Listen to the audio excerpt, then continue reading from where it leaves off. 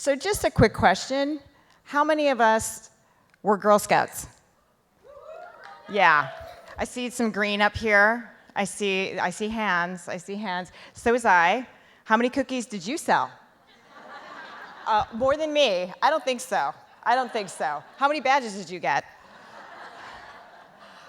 So I am very honored to introduce Ana Maria Chavez, the CEO of Girl Scouts.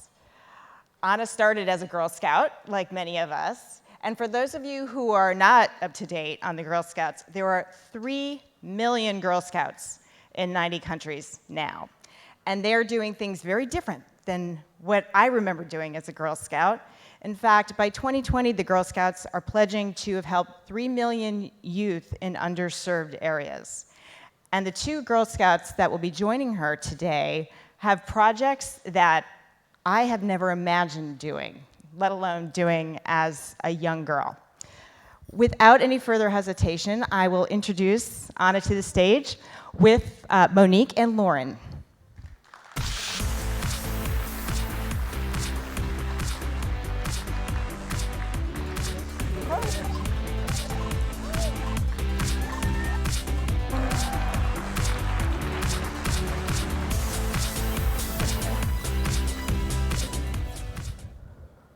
Hello, everyone. Hi, we're so excited to be here. Oh my goodness. So I heard a rumor that there's some Girl Scouts in the house today. Yeah? Awesome. Well, wherever we go, we run into alum all over the world, and we're so excited to be here representing our great movement.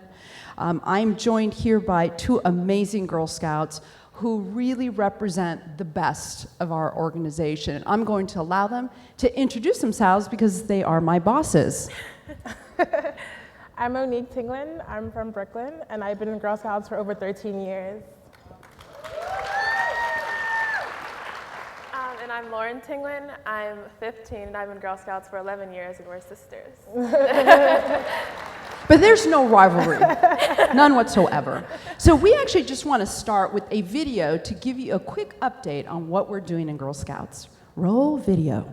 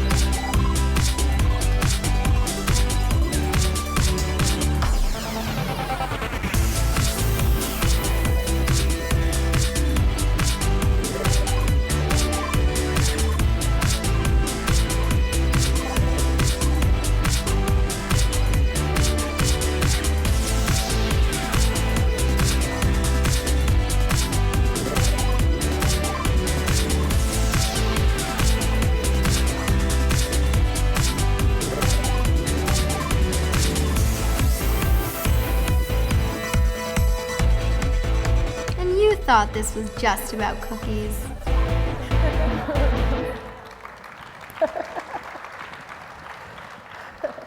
That was a great video. So many of you know Ana as Ana, but we call her Eagle One in Girl Scouts. And she'll tell you why later.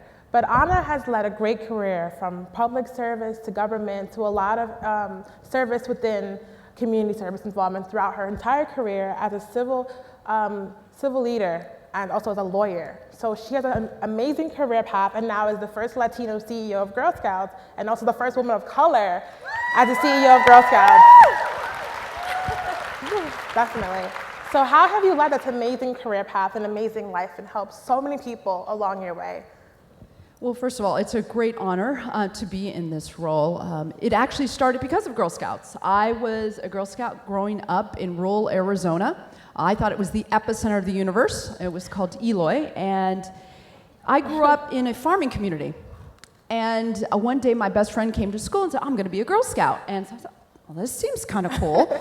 But my mother had not been a Girl Scout. My grandmother from Mexico had not been a Girl Scout. And when I came home and was explaining to my grandmother in Spanish what it was, she goes, well, what are you going to do? And I said, well, we're going to wear uniforms. She's, oh, you're not going to join the military.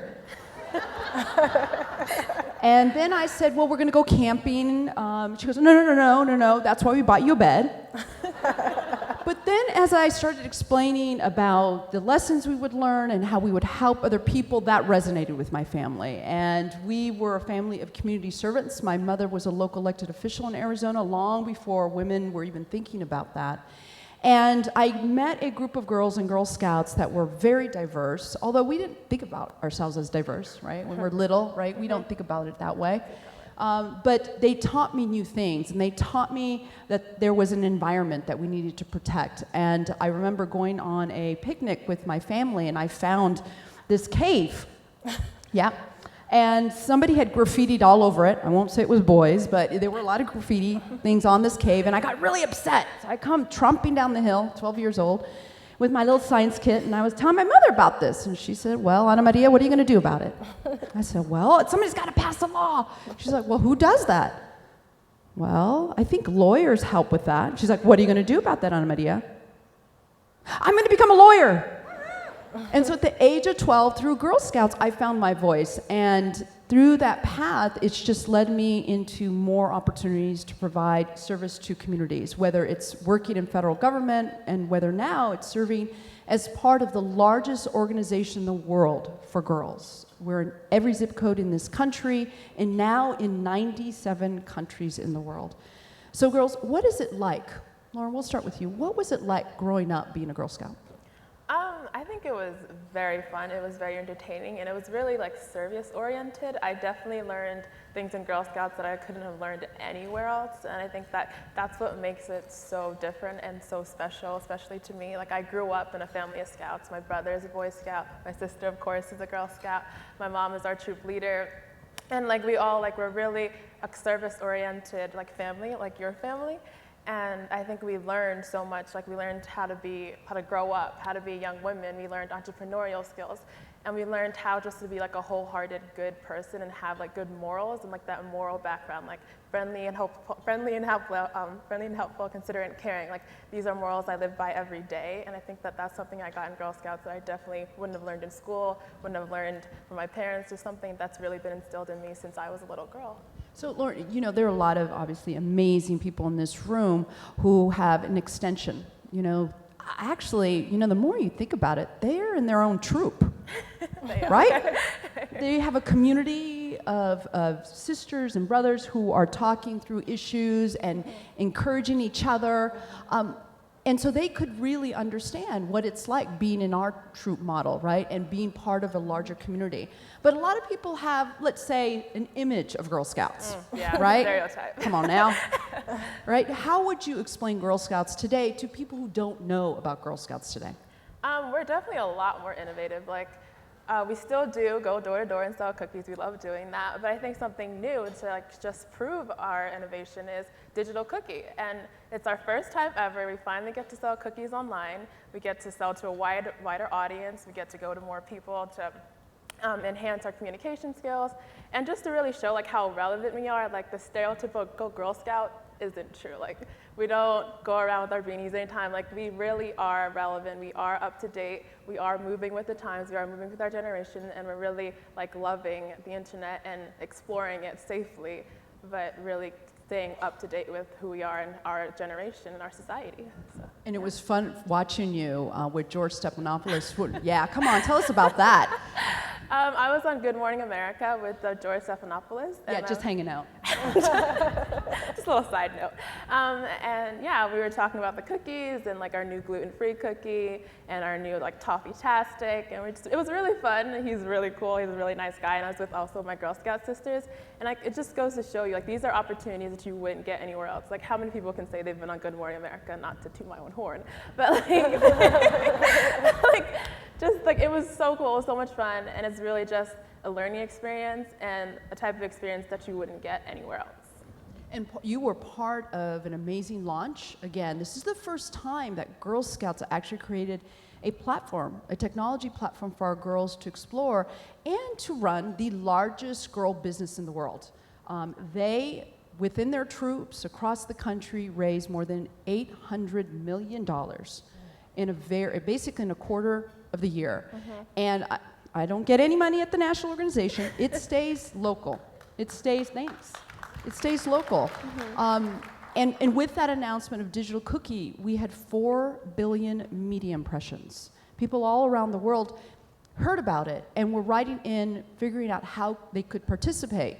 But more importantly, what does selling cookies do for you as a Girl Scout? I think it definitely increases like my communication skills, my money management. I'm also working on a gold award entitled The Price of Poverty and Privilege. And it's a series of leadership workshops that explores how money influences life, and each workshop has a different focus, like environmental sustainability, STEM. We've also done money, of course, and like it just really goes to show that like money is everywhere, and it's also how Digital Cookie, it's like really exploring both aspects, and it's really like a part of that. So yeah, that's pretty awesome. Monique, you obviously are very proud of your sister. Definitely. Right. What has Girl Scouts meant for you? I think opportunity would describe it in one word, like Lauren said, going to the Today Show, but also like opportunity to see the city and like really open your eyes to injustice and also appreciate life more. To me, like I did my gold award on girls who were sex trafficked in New York City, and I think being a Girl Scout provided me to even like realize and open my eyes to that issue, and also provided me the tools to even make a difference in the lives of girls who are trafficked. I think Girl Scouts provided me the tools and the opportunity to really make a difference in this world. And Monique's being a little modest when she talks about her gold award. So for those of you who don't know, the highest award you can earn in Girl Scouting is called the Gold Award. And of the thousands of girls that do achieve this amazing award, we pick 10 in the entire country to call our young women of distinction. And Monique is one of those individuals.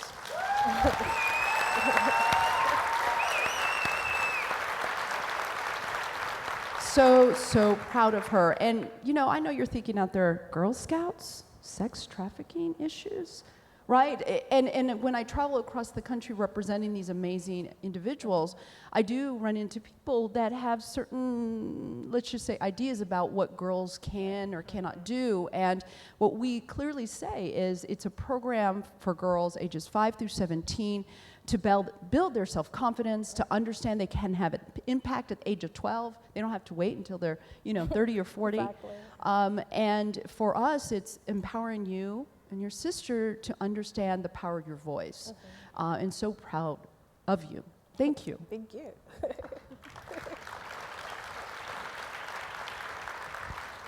so you said before that you had a nickname called the Eagle One. Would you care to explain what that means? Yeah, well, it's interesting.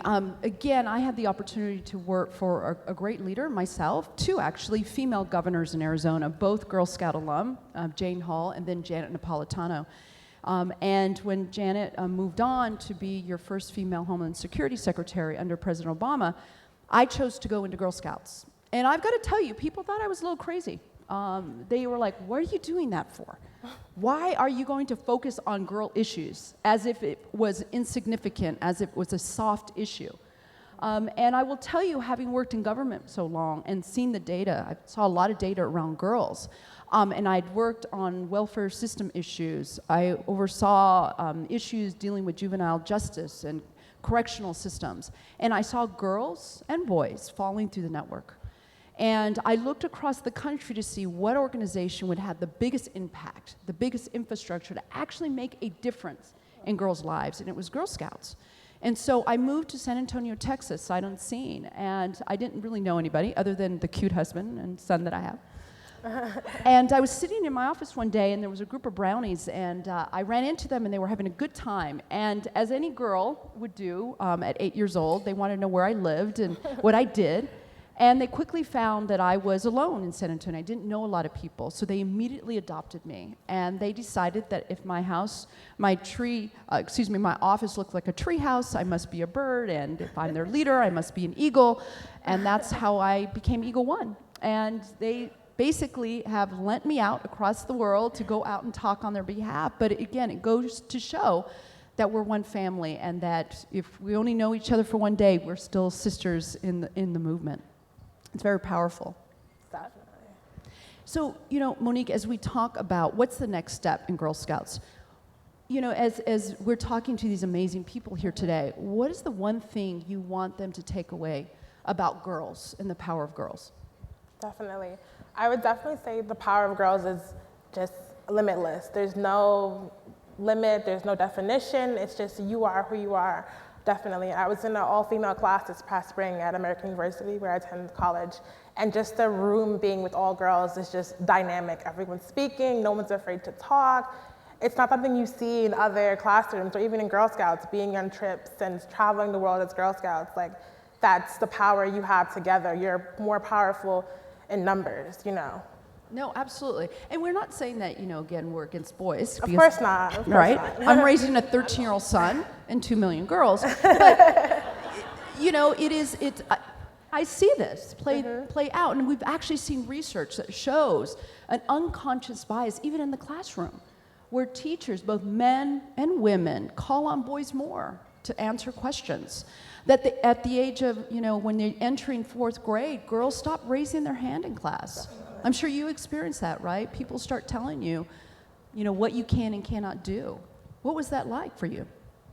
It's very interesting. I think you just have to be an advocate for yourself and also advocate for other girls in the classroom as well. And in Girl Scouts, you have to let people know that I can do this, I will do it, and then watch me do it, you know?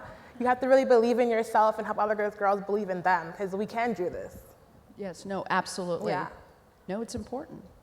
Most definitely. I think it's like the support that makes you build as a young woman that Girl Scouts gives you. So when you do have those people that say, oh, what are you going to do? You're like 15, or like, what are you going to do? You can't really make that big of an impact. Like, yes, you can. You just, like, it starts with one voice, and that voice starts to gain people, and those people gain a movement, and that movement starts to change the world. And I think that's what Girl Scouts teach you to, and they help to support you with that. They don't just kind of say, oh, great idea. Like, no, they help you with it. You have your whole Girl Scout family with you, you have your troop leaders with you. Like, they are so supportive, and it's like another family away from like your immediate family. And I think that's what's so amazing about it, and how they teach you to be a young woman and how to be a morally straight young woman. And I was actually in Boston yesterday at another conference, and a gentleman asked me, he said, you know, I get it, Girl Scouts, nice, you know, great cookies, but why should I care? I mean, you know, I'm running a business. Why is this important? I have a daughter, I love her, but why is an organization like this, or other organizations that we partner that support youth and girls in particular, why are they important? And the way I explained it to him, as I explained to other people, is that it becomes an economic issue. It does.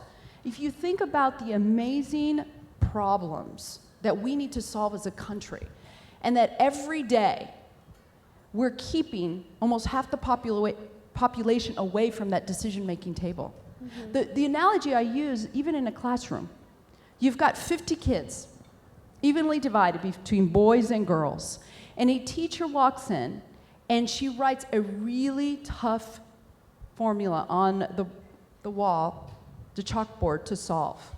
Really tough. And she says, okay, class, I need your help solving this really tough problem. But before you do that, I'm going to take out 20 of the 25 girls out of the room, and I'm going to leave 5 to actually help solve the problem. That's what's happening. And whether the girls are opting out, or whether as we grow older as women, we've learned lessons to opt out, right? That it's still occurring. And as businesses are looking for the workforce and for people who have STEM, you know, capabilities, if girls stop dreaming and believing that they can do these amazing careers, then it's going to have an economic impact on this country. It already is. It's happening all across industries. And so I know that's what keeps me up at night, and I know that you guys are focused on ensuring that we do something about it. But that's why our programming around science, technology, engineering, and math is so important, right? And I'm sure you saw that in your troop as well. You know, the other thing I wanted to talk to you about is, you know, what do we do for girls who may not have the support system? How do we get them involved in Girl Scouts? One way is cookie money. So we sell cookies, you all know that, but some of the proceeds from the cookie boxes actually go back to the local troops. So we get back probably like 40 cents or something or more from each box of cookies. And all that money totals up to hundreds or thousands of dollars, depending on how many cookies you sell a troop. And that money can help girls travel the world. Like our trip traveled to Sweden, Denmark, and Germany, and that wouldn't have happened for some of the girls if we didn't have fundraising and all these events, and the cookies, because the cookies is a great entrepreneurial tool as well as a money-making tool to provide girls opportunities who probably wouldn't have the opportunity to leave the US, for example. No, it's true. Yeah. What about you? Most definitely. Also, like, we've been to Georgia. We've also traveled, like, we travel around the world. We love traveling. We're a traveling, like, troupe. I think it's just like the support and also getting the word out there and changing that stereotypical Girl Scout. Because, I mean, we don't look like stereotypical Girl Scouts. Like, I've seen pictures from like back in 1912 when it started, and of course we do not look the same. like we can see, like, just from us, how much it's changed and how much we're still staying up to generation, just getting the word out there that Girl Scouts isn't old-fashioned. It's not for like people who live in suburbia. It's like, it's New York City girls too. It's people who live in the city, people who love to shop, people love to have parties, people love to have fun. And just like getting the word out and changing what Girl Scouting used to be and showing what it is now. And you know, you do bring up an important point because we are 103. Y'all are looking pretty good. 103-year organization that's trying to stay relevant at the same time trying to embrace the past. But you know, a lot of people don't know about our past. I'm very proud of it, being a historian and understanding the importance. And I do reflect on the fact I am the first woman of color in this role in 103 years. But the fact of the matter is, our organization started as a diverse organization. It's in our DNA. You know, our founder, Juliet Gordon Lowe, they called her Crazy Daisy. Because they did. In 1912, way before women had the right to vote, she was talking about empowering girls. What a crazy idea, you know? Allowing girls, literally, she had them playing basketball, playing with balls in the backyard of her home in Bloomers, and people were passing out on the sidewalk, passing by her house. So she fixed that. She went, grabbed her sheets off her bed and put them on the fence so people wouldn't pass out and see the girls. Because she kept investing, and she kept investing in the girls. And some of the first troops, actually, were girls from the local orphanage. Some of our first troop leaders in Savannah were the women from the Jewish synagogue. And so we've had a long history of inclusion. You know, we had desegregated troops of girls long before any federal law requires to do so. So when people say, you know, what are Girl Scouts doing? How relevant and how innovative? We've been innovative for a long time. And very proud, very proud. So tell me what it's like growing up now, today. What are the issues facing young girls? I would definitely say also sex trafficking, that's a big issue. I would also say body issues, self-esteem. I think a major issue is like believing that you can't do something because someone tells you you can't. I think that's a major issue, like self-confidence, and just overcoming that and just proving everyone else wrong and making yourself a better. Like, you know, set goals for yourself, and that's how I think a lot of girls get sometimes sidetracked because someone says, no, you can't, or maybe someone else should do that, or really tries to discourage you. That's a major issue for girls, I think. I think also, like, just that person, that kind of like thing in the back of your head saying you can't do it, or like being in a room and seeing a whole bunch of people and thinking, oh, they're smarter than me, or oh, they're more experienced than me, or they know what they're doing more than I do. I think we just need to overcome that. We need to overcome this idea that you weren't meant to be somewhere, that you don't deserve to be somewhere, because you do. You were there, so clearly you deserve to be there. So you just need to like take that by the reins and show them like what you can do, because I feel like a lot of girls are capable of doing a lot more, and I think just there's so much things like holding them back, and just that little voice saying, oh, you can't do it. Like, yes, you can and you will, and go do it, like now. All right. So you're my bosses. There obviously must be some things that you want this organization to do for you. What would that be?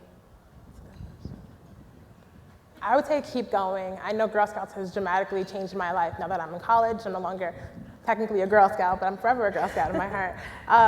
Definitely keep going and keep being the predominantly, you know, the best organization for girls in the world. And I think so many girls need Girl Scouting, and it's so relevant now, I think even more than it was ever before, because there's such a great inequity in New York City and then globally as well. And I think Girl Scouts is the bridge to empathy and privilege. Like you can really access and expose yourself to so much more being in Girl Scouts. And I think it needs to just keep pushing and just keep going. I agree, and I think a lot of people say, like, well, they say, oh, you're a Girl Scout, I'm like, yeah, and they're like, and I was like saying, oh, so you are, like, you were one? And they were like, yeah, I was a brownie, and then I quit. And I was like, what do you mean you quit? Like, I think a lot of people stop after brownie and juniors, but really stick with it. Like, stick with those girls, stick with those people, because you become so much of a better person. Like seeing Girl Scouts and like seeing other girls, like there's nothing wrong with not being Girl Scout per se, but you can see the difference. You can see the values that have been instilled in Girl Scouts. You can see the service orientedness. You can see like they have so much more empathy and like love and joy for this community. And I think that's something that Girl Scouts really teaches you. So always to stick with it and to really try to keep girls with it and try to keep like people who are brownies to stick with it and go to cadet and go to senior and go to ambassador and get these awards and join us on this stage. Well, you bring up a good point. A lot of people don't realize that currently in the United States we have 59 million living Girl Scout alum. Yeah, many of you in the room. Rock on. Absolutely. And that means, you know, 1 in 2 American women. You know, recently, a couple of years ago, actually, I went to the Oval Office to present the president the report on status of girls in the United States because the Boy Scouts do it every year. And so I saw it, and I said, well, when are the girls going? They're like, what do you mean? I said, well, the boys go, we should go. They're like, okay, we'll go. And so I went, and I took Gold Award recipients with me, and we presented the report. And we showed the president that we had done a research study on our Girl Scout alum, the 59 million. And we looked at what they were doing now. They started like you, amazing, you know, creative, full of confidence. So what are they doing now as women? And what we found were interesting stats. First, we found that they went on and got a higher level of education. They went on and got their BA, their MBA, their JD. They went on to make more money per year, on average more than $12,000 per year. They also volunteer at a higher rate. Even our Girl Scout mothers who are alums went on and volunteered more than non-alum in their children's school. And they're happier about the choices in their lives, you know, what they went on to do. And as I told the president, they vote, and they vote often. Yes, they do. Yes, they do. They're very civically engaged. And then I shared with him that most of his female cabinet members were Girl Scout alum. All of the women who've served as Secretary of State, from Madeleine Albright to Condi Rice, right, to Hillary Clinton, all Girl Scouts. All of the female governors today are Girl Scouts. Almost every single woman who's flown in space is a Girl Scout. So what do you think's next, then, for women? What do you think we're going to do? What are we going to take over? The world. Yeah. Everything. So what advice do you have for a 5-year-old girl who's about to start school? What would you want her to understand and know about being a girl? I would say you're equal, just equal to the boys, and also just try everything, because when you're that young, you never know what you want to do. When you get older, just explore, try science, math, like just find what you really love, and then just really pursue that throughout your entire academic career. And if you ever walk into a room where there's only guys, and you might feel like timid and really insecure, just go walk right in and strut. Like there's nothing stopping you, just go for it. Yeah, just like take the horse by the reins. You got this. Like no matter what you think or what other people tell you or what you think other people are going to tell you that they haven't even told you yet, you can do this and you will do it. So do it. Like all I can say is do it. Go out and show them what you're capable of. Show them that you can change the world, and show them that they can either join you or they can take a seat and move to the side. One of the things you guys have all taught me is you've given me a lot of confidence. You're great bosses, you really are, and I see what you do all over the world. I recently saw your Girl Scout sisters in Germany. You know, we have a lot of Girl Scouts who are overseas with their military families, who are part of the State Department families, and this is a connection back to them. And so we're part of a global sisterhood. What keeps you awake at night about that? The fact that, you know, there are so many issues impacting the globe. I mean, what do you think a girl can do to help on those global issues on that global scale? Is that possible? Yes, definitely. I think even like writing a letter to a congressman, like something small, or spreading the word about an issue you feel like is important to you. I know that for my project, for my Gold Award, I actually got a law change in New York State for girls who were sex trafficked by lobbying and really using my voice, which is free. Like really, your voice is free, so just use it. And I think a lot of times people think, I can't do this, it's a little too hard, or like it's political, or like, no. Like if you really believe in something, I think you should just go for it and really use your voice as a mechanism for change.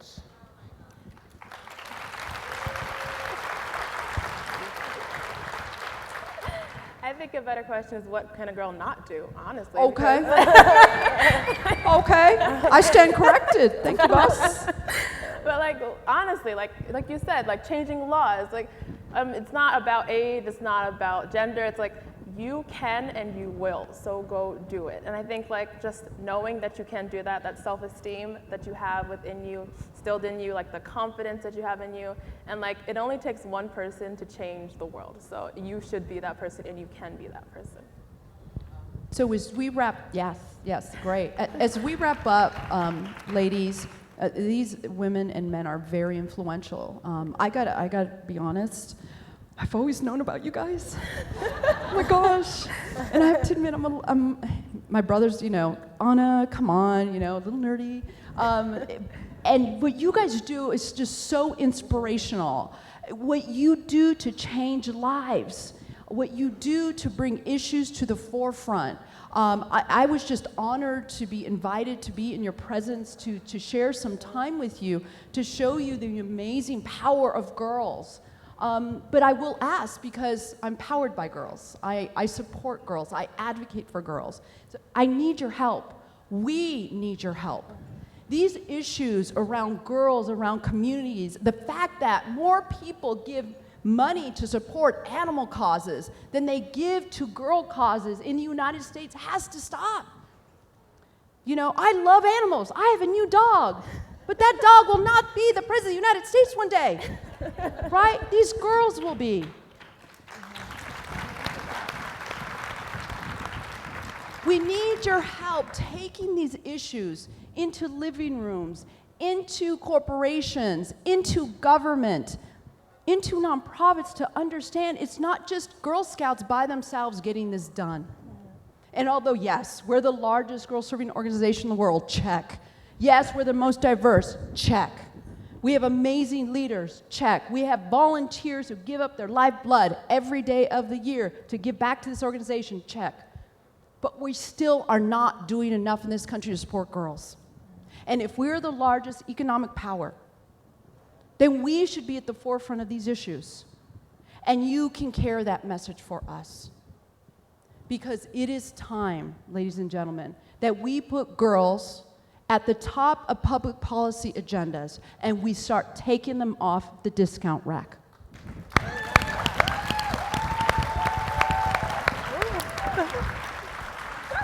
Thank you, thank you, thank you.